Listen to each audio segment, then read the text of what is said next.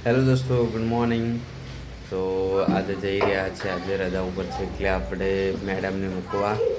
તો મેડમને એમના ઓફિસે મૂકીને નીકળીશું આપણે ચેક ફરવા જઈએ આજે. મને આ રોડ ઉપર એકલે જવાનું નહીં ગમતું, આ એકદમ ખરાબ છે રોડ.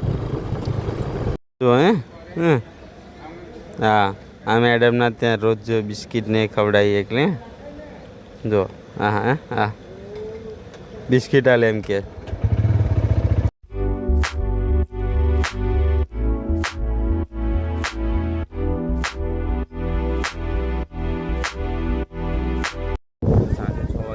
મેડમને લેવા આવી ગયા છે આપણે અહીંયા.